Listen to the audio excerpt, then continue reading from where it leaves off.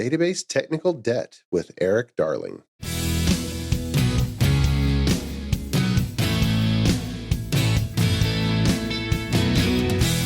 The Azure DevOps Podcast is a show for developers and DevOps professionals shipping software using Microsoft technologies. Each show brings you hard-hitting interviews with industry experts, innovating better methods, and sharing success stories. Listen on to learn how to increase quality, ship quickly, and operate well. And now your host, Jeffrey Palermo. Welcome to the show. I'm Jeffrey Palermo, your host for helping you and your teams move fast and deliver quality and to run your software with confidence in Azure, all while using everything that the .NET ecosystem has to offer. The podcast is sponsored by ClearMeasure, a full-service software architecture and engineering firm that serves companies building mission-critical software systems. Quick announcement, we're in the second year of my Software Architect Forums. Signups for the next session are up on the website and also in the show notes here.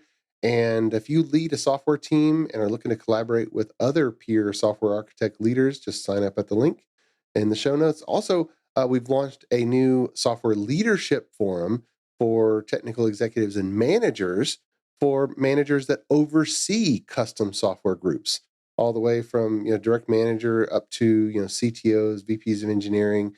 And so we've got two tracks, one for the direct engineering architect lead, very technical topics, and the other avenue for more managerial oversight topics. But either way, with the goal of equipping leaders to be absolutely amazing at empowering software teams and just doing a great job with custom software. So these are peer groups, and I've really enjoyed facilitating the really robust conversation. So we'd love for you to join, or maybe tell your boss about it and have them join.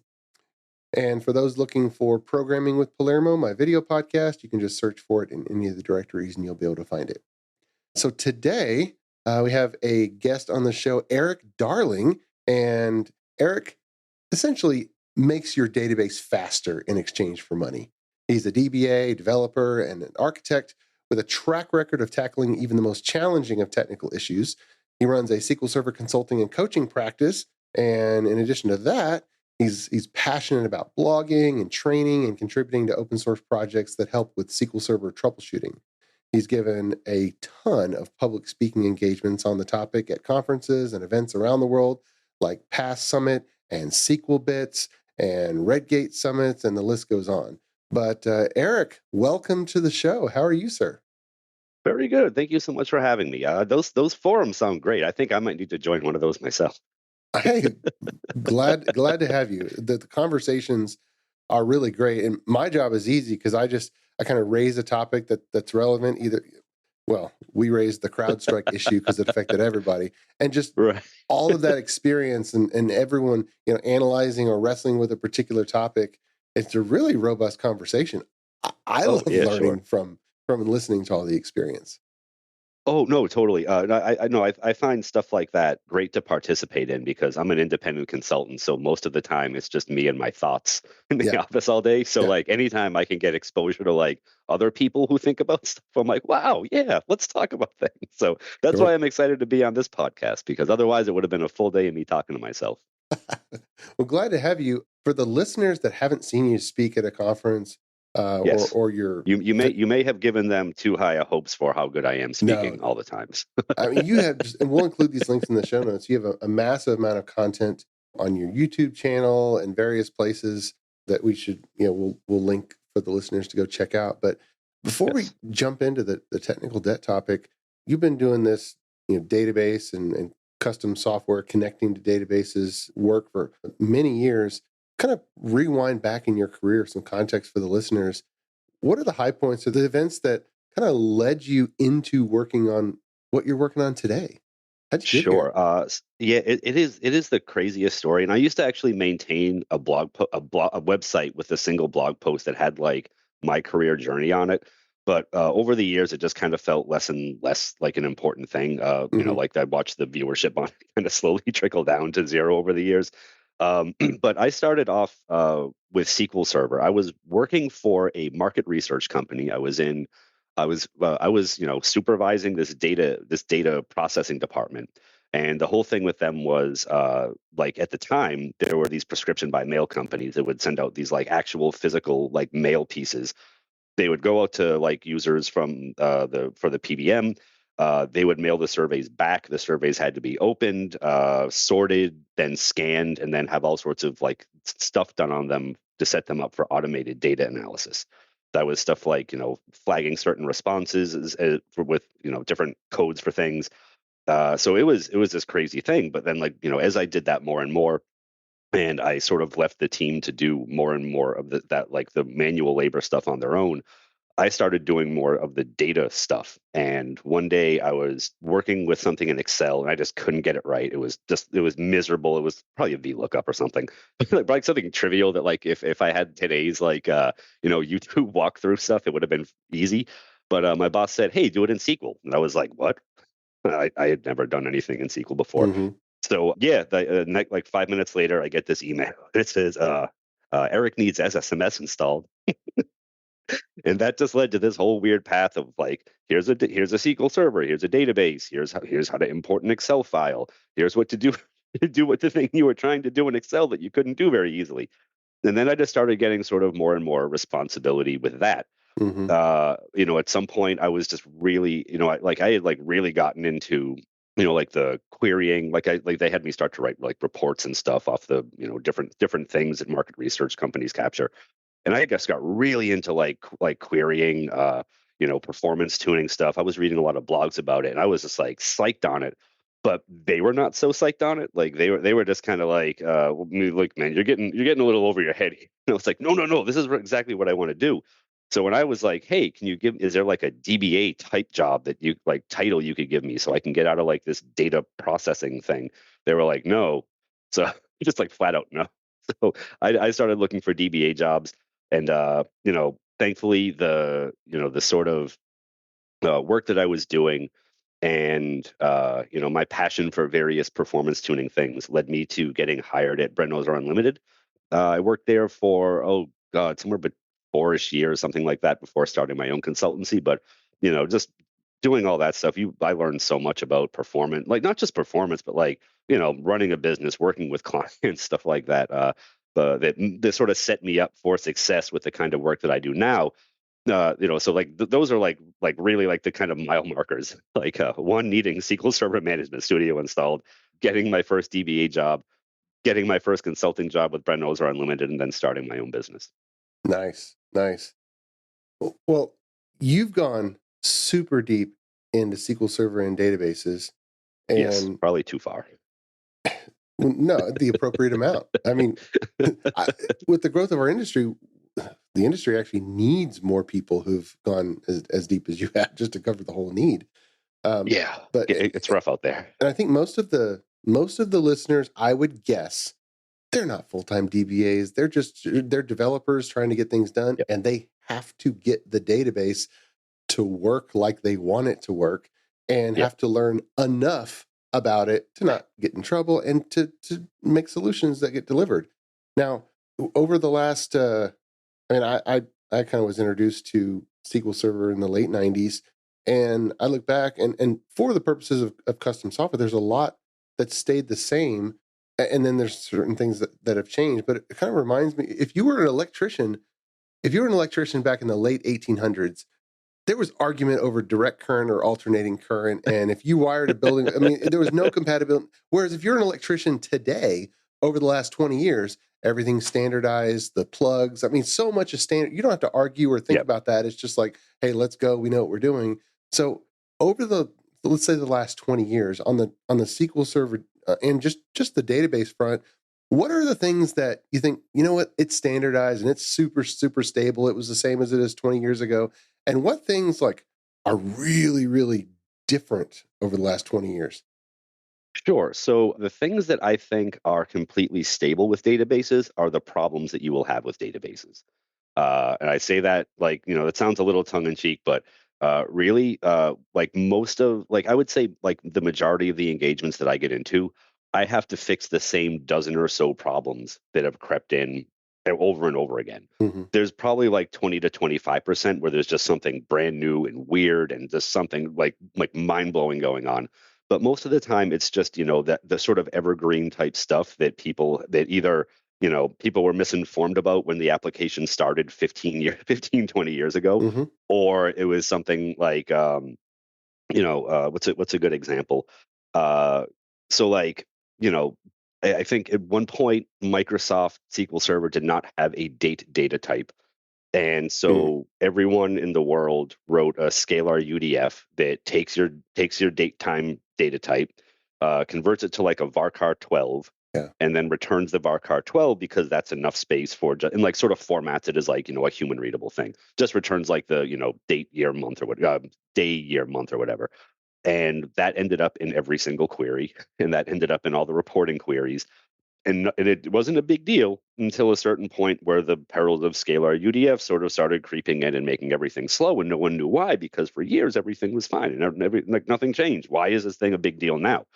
So there, I think really, um, when I look at SQL Server and when I look at a brand new SQL Server, for someone's like we're having performance problems, like I'm like my eyes are just peeled for like these core things that will come up each and every single time. Mm-hmm.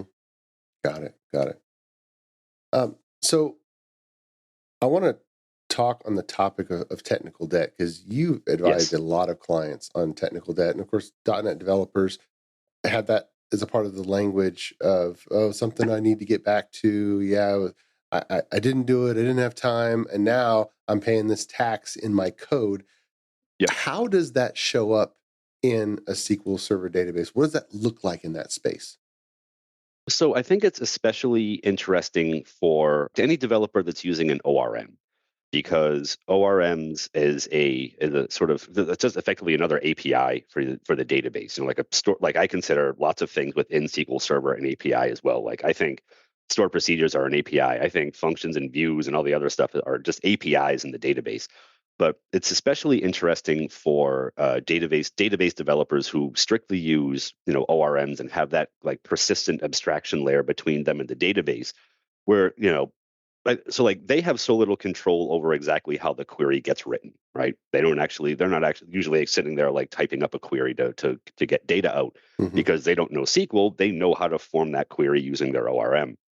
So like they get further and further removed. And I think the thing that gets missed a lot by developers who work that way is that you know uh, databases contain data, and queries are there to describe the data and the shape of the data you want to get out of the database. And then the database figures out the best way to get you that data. And a lot of the problems that I see with ORM queries, especially like Entity Framework or something, is that the queries they generate are so just absolutely massive and painful, then developers have no idea that that's what's coming out of what they're asking for. So like you crack open that Entity Framework query plan, and it starts with like select extent 4,250, and you're like, whoa, like what have you done? Mm-hmm. So there's I think like the big thing that I start seeing is that developers just generally have no idea what's happening once their code fires off to the database. They're not aware of the indexes that would that exist in the database, like beyond some stuff that maybe got set up to back like foreign keys that the code first database generation put together. They might not even know if their tables have clustered indexes on them, and they have surely no idea like what their query looks like when SQL Server finally sees it. Mm-hmm. So like for me, the technical debt begins with those abstraction layers, because those just pull people further and further away from the database. On the other hand, you have like the dedicated database developers who are working on usually not like a brand new SQL Server thing, because I don't see a lot of people with like brand new SQL servers that have problems because their database hasn't matured to the point where they're going to see the type of performance problems that you see when your database hits like the 100 gig, 500 gig, 1 terabyte plus mark. Mm-hmm. They're still pretty small. They're still pretty reasonable. You can do almost anything to them, and they're going to function just fine for a while. Yeah. So then you have the developers who work on these like legacy products that are 5, 10, 15 years old, and they have 5, 10, 15 years of people with varying querying styles and opinions on, things that should be used, like temp tables versus table variables. You just see all the sort of bad idea gene stuff that was very common and popular, and that there was a lot of sort of, not to overfeed a dead horse here with the word, but certain functions of SQL Server that there was a lot of misinformation about that back in the bad old days of blogging. And there's people who think that, oh, if I just rebuild the indexes every night, everything will be fine. And that's just really not the case. So when someone is coming into a database, maybe that they didn't build, they inherited, it's been around for a long time, are there categories of things that they can look for that just maybe, bright and shiny technical debt that are easy to spot? Yes, absolutely. Microsoft has built many, many, features / landmines into the product that have these bizarre performance repercussions that you would never see coming a mile away, and don't end up in the documentation anywhere. There's all sorts of things that, I think, getting away from like the ORM development side of it, because like I said, they just have so little control over what the query does that it's sort of hard to say, oh, your technical debt is here, because for them it's usually that the query that's being generated is bonkers and it's not their fault, and there's perhaps some mix of like the database just wasn't set up index wise to deal with whatever new questions they're asking it, which is another like thing that sometimes the developers don't have great control over. There's usually someone else who's might be responsible for that, or they might just be so just sort of like untrained in what good indexing looks like. It might be hard to say, oh yeah, just look for missing indexes, because geez, Yeah, what's missing? who knows what those who knows which ones you might hear about and which ones you might not hear about. So like focusing in on folks out there who might be, actually sitting down at a keyboard and, writing select in all caps and stuff like that. I think the things that you need to be on the lookout for are, it obviously starts like at the outermost layer, right? If you're thinking about, like if you're like the first outer layer of technical debt is, can this hardware even do it? And SQL Server will tell you a lot about if the hardware can even do it via weight stats. Analyzing weight stats is, by no means the terribly easy or approachable topic, but I think that is the first sign of like, technical debt from a hardware perspective. Then there's all sorts of stuff that can go wrong from a settings perspective. There are ways that, there are certainly things you can do with SQL Server to set it up for success. And a lot of those sometimes get missed. If you're using something in the cloud that's a managed sort of service type thing, where Microsoft does a lot, or whatever cloud provider does a lot of the work for you as far as the the settings and whatnot go, you'll probably do fine up to a point. But that's definitely another place to check if you are using a VM of your own, or if you're using anything else where you're more responsible for those sort of tasks. Those things can certainly make or break, not like probably not a single query, but definitely the workload as a whole. Beyond that, all the sort of weird feature creep stuff that can end up in a SQL Server database, full text indexes, service broker, just a million different like weirdo features that Microsoft sort of dropped this 75% done V1 version of, and then just like never put any more investment into it. Just like things are just you can find all sorts of just oddball stuff with those. But really, I think what it comes down to is, that when you're looking at a SQL Server database for the first time, it can be incredibly challenging to like figure out what the bottleneck is, B, figure out where it's coming from. Is the call coming from inside the house or not? And then C, figure out if it's not the hardware, if it's not the settings, like where in the queries and indexes all that stuff comes from. Mm-hmm. And so learning, some of the diagnostic views, and or even going out on the internet and finding some scripts that help you sort of gather that data and give you something to analyze can be absolutely invaluable. Even if you don't understand every single thing that they're saying, because a lot of it is kind of like hieroglyphics. Just like starting to dig a little bit deeper and starting to ask questions about what's going on, and starting to like help yourself understand what's happening in your database is great for unraveling that sort of like where the technical debt is. But for me, a lot of it really does come down to queries and indexes, and and spotting the problems in those is becomes easier with time, I promise. Especially if you spend some time dealing with query plans.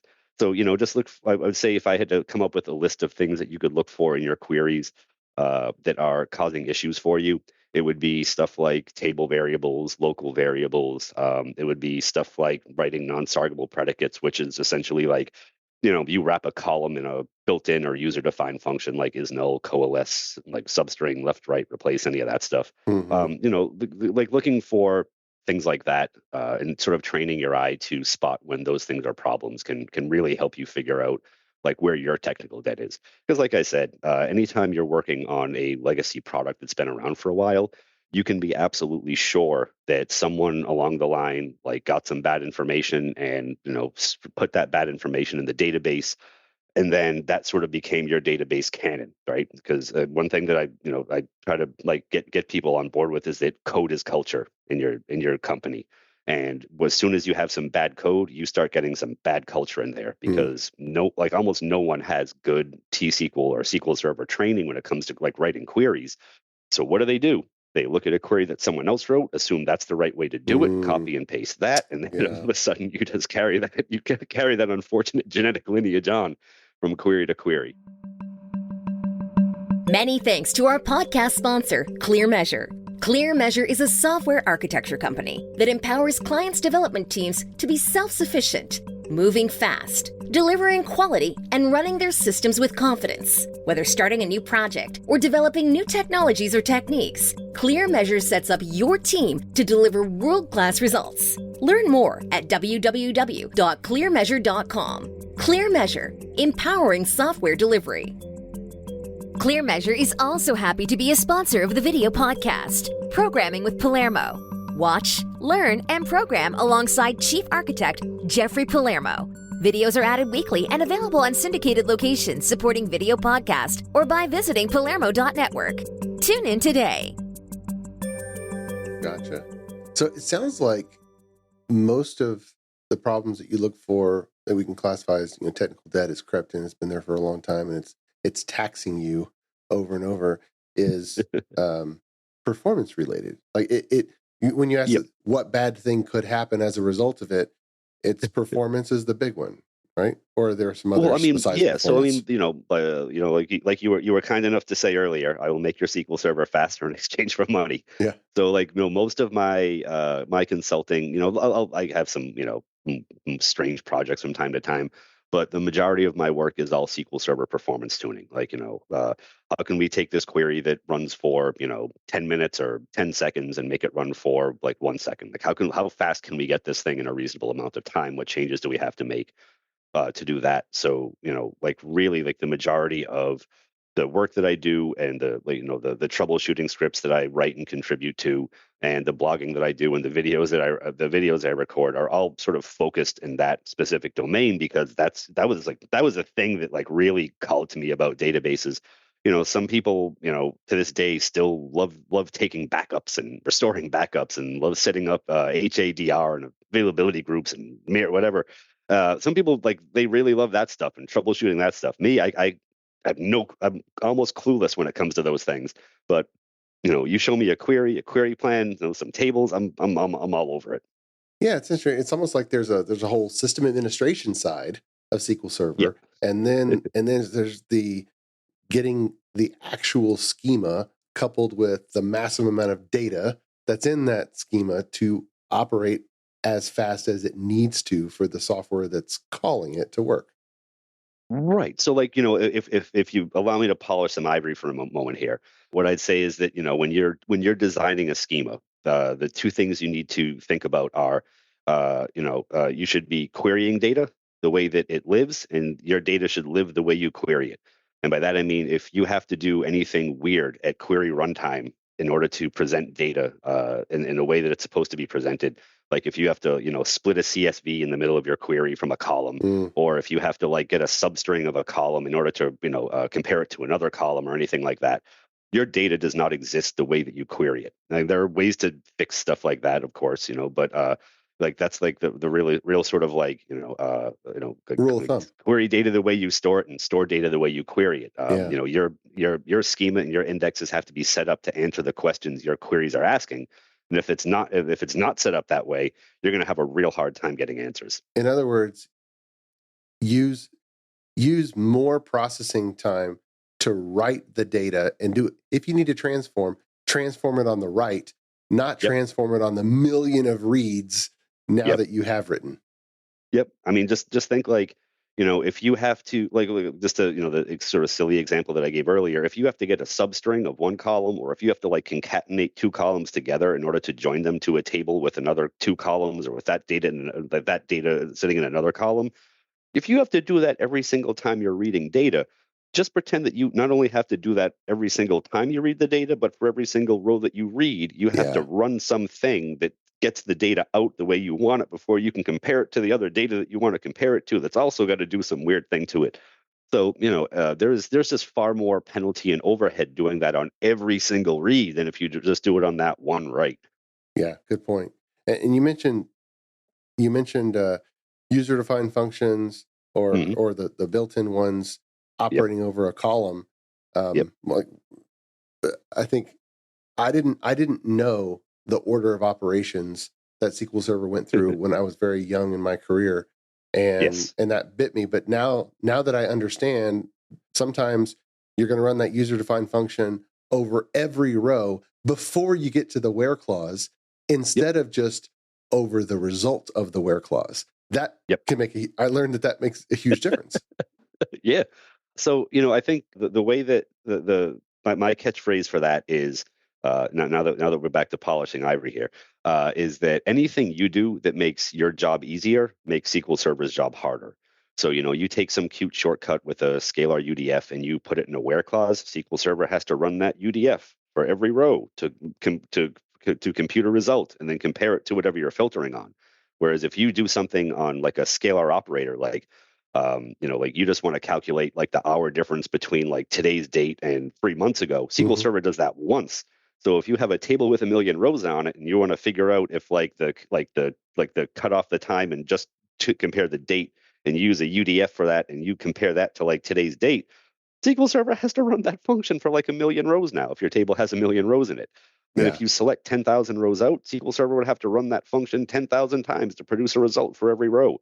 There are some advancements in SQL Server now, like with the scalar UDF inlining feature that can help with that, but it has so many restrictions and limitations on it that you can't count on it making every function better. Yeah. And the story just gets worse and worse if you go from just converting a date or something to actually like in your function reaching out to other tables and querying other data, because now it's like you're not just running that query once and hitting something.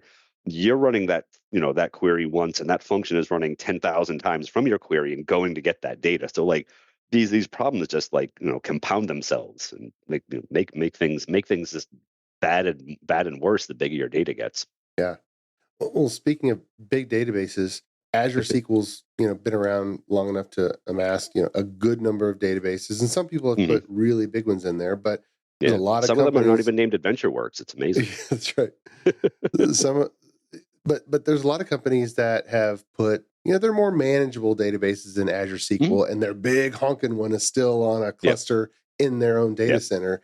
What are your observations on like the big differences that teams need to watch out for, how Azure SQL may behave in a very materially different way than what they're used to just with their own cluster that they have set up? Yeah, so I think the big thing with Azure SQL, or specifically Azure SQL DB, we'll leave managed instance out of it because you get a little bit more fine-grained control there. But Azure SQL DB is really Microsoft taking the car keys away from you. There are so many things that you no longer have access to. Even something as basic as like the cost threshold for parallelism setting, you don't have access to that in Azure SQL DB. So if that was like an important thing that was restricting part of your workload and like making things run like well and normal, so not every single query was getting a parallel plan and blowing your CPUs out, that's a big like missing piece of the puzzle.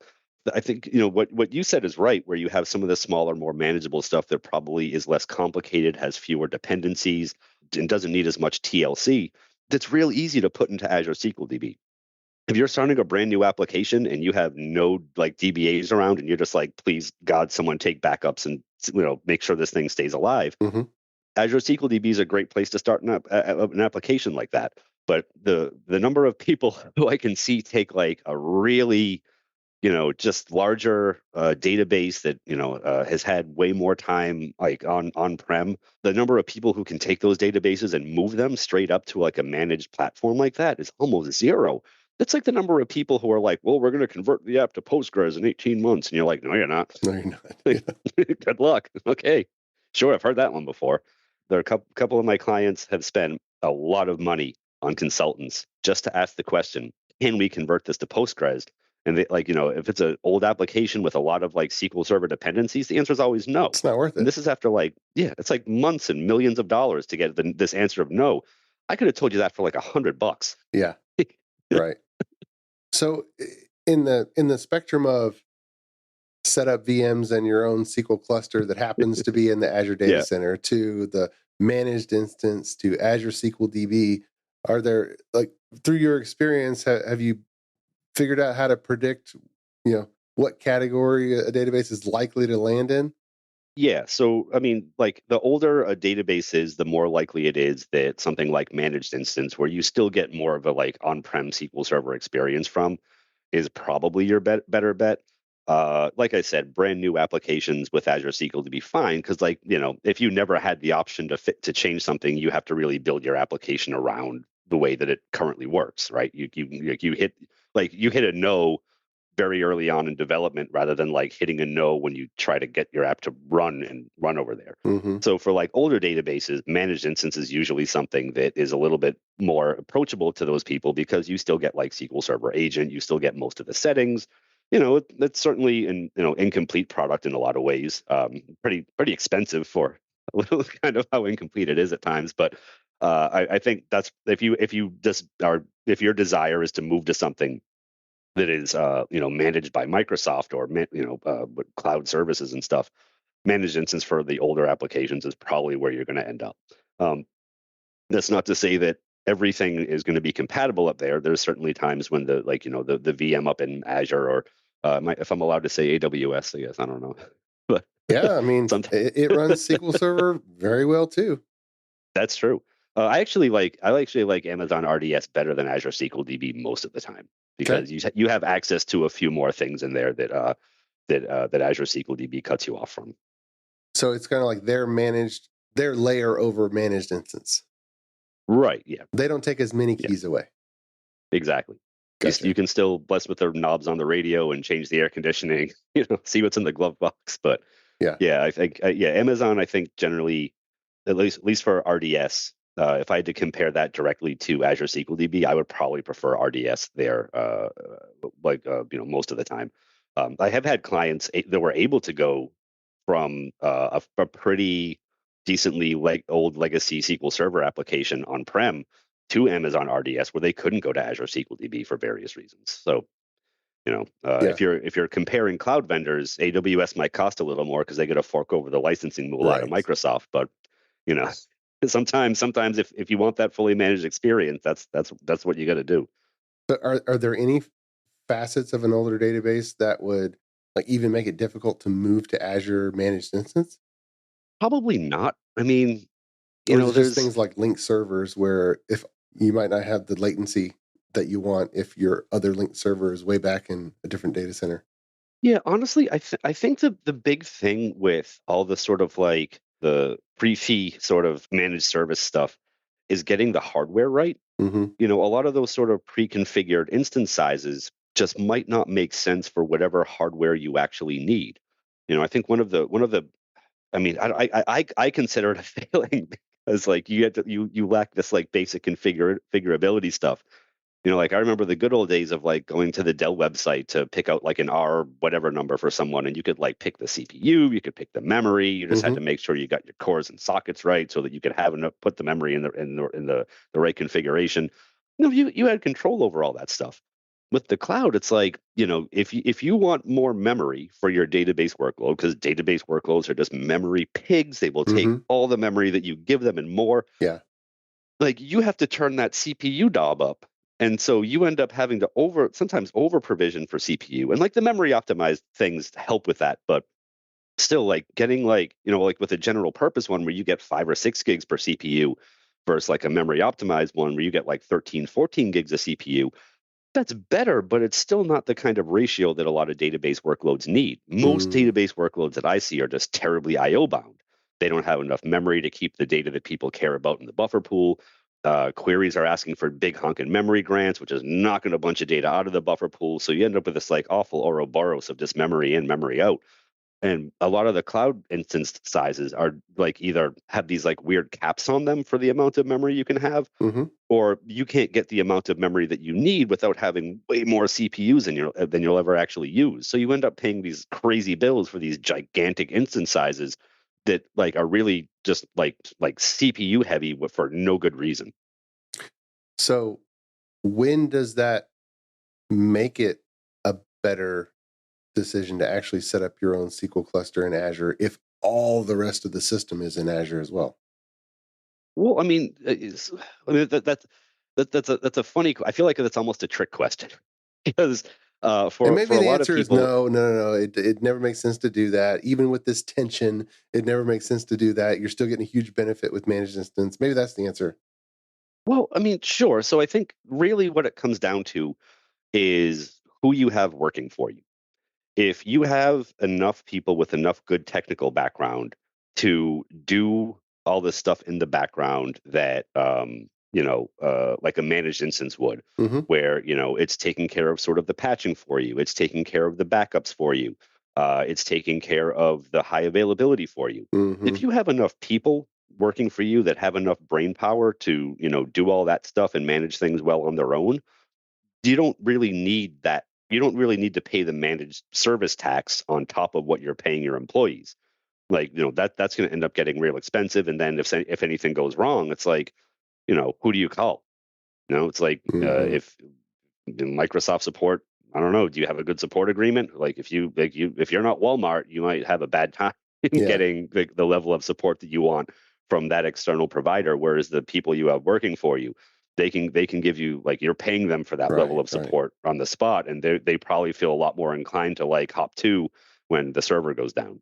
But if you have that staff, even the move to the cloud strategy is probably Mhm. not as attractive. There's so many companies that don't have Yep. that staff, and when Yep. certain things happen, they realize, man, it's hard to do it internally. Yes, if we go to the cloud, we just don't have to worry Yep. about that class of effectively a lot of system administration, right? Sure. I mean, yeah, no, and it totally makes sense for some people.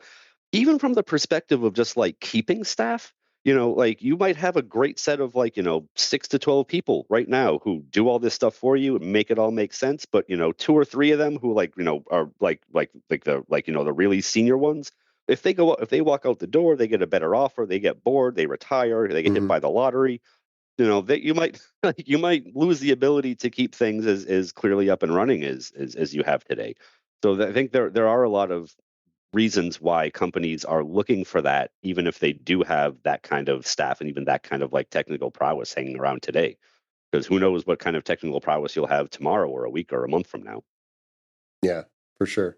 And I think our industry, just in general, is now I don't have any actual studies on this, but it seems like we're really short-handed on Yeah. available experience Hmm. versus what's really needed.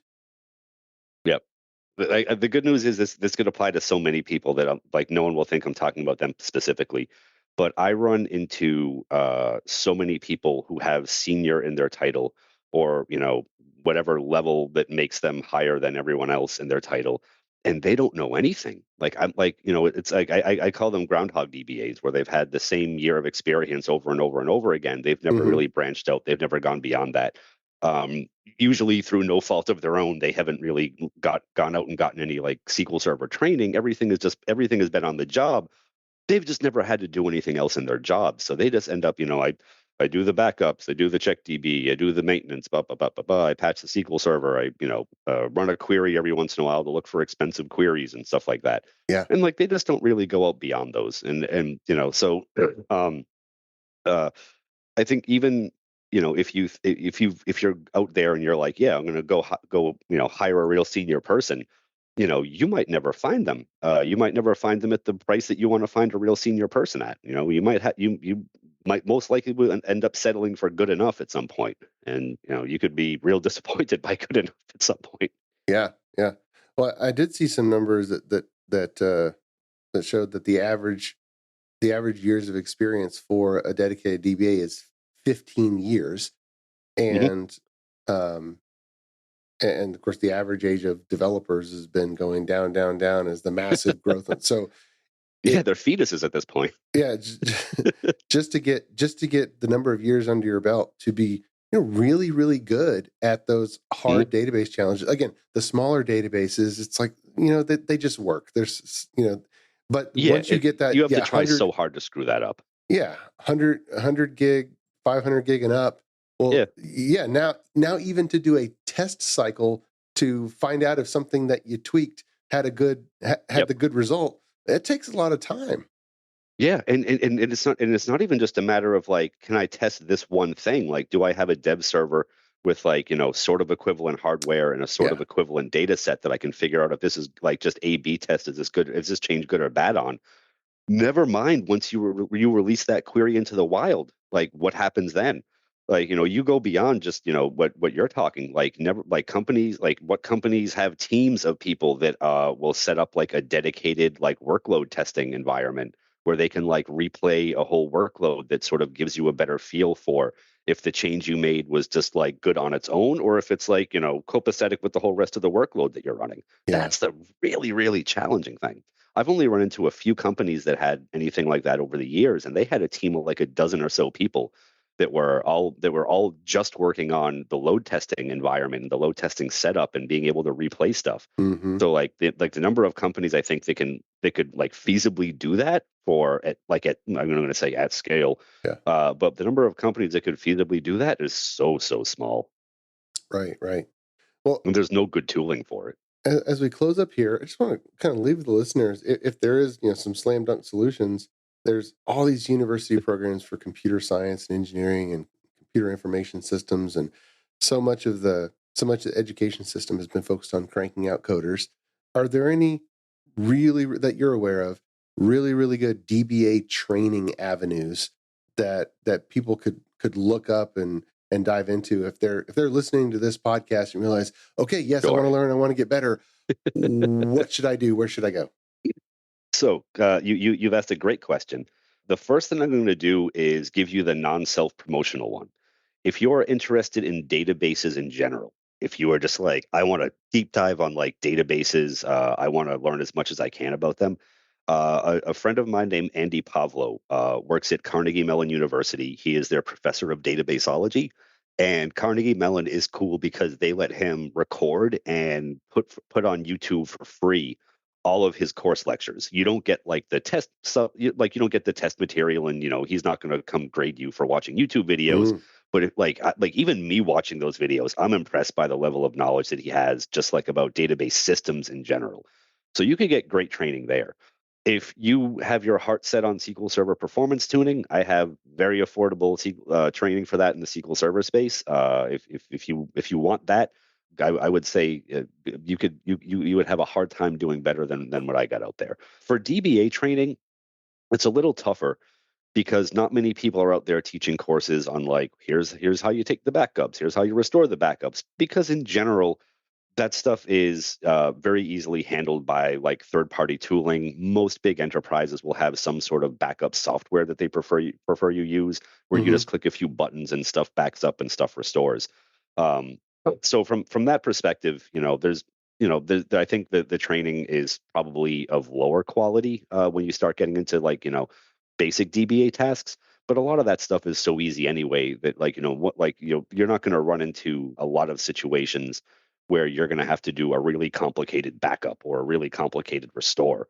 because most databases aren't set up that way. Most people said, I don't want backups and restores to be complicated, so I'm not going to overcomplicate files and file groups and all that other stuff.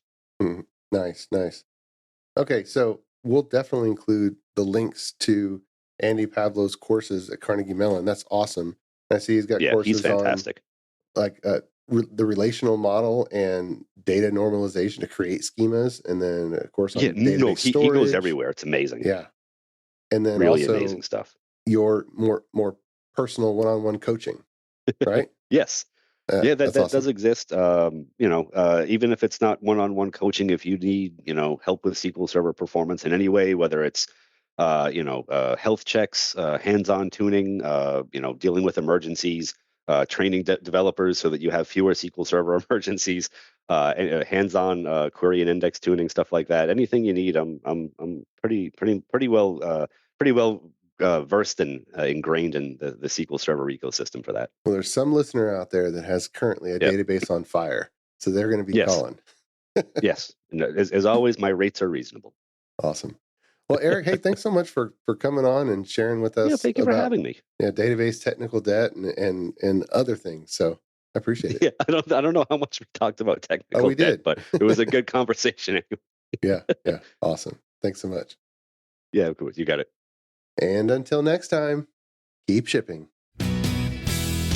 You've been listening to the Azure DevOps Podcast, a show for developers and DevOps professionals shipping software using Microsoft technologies.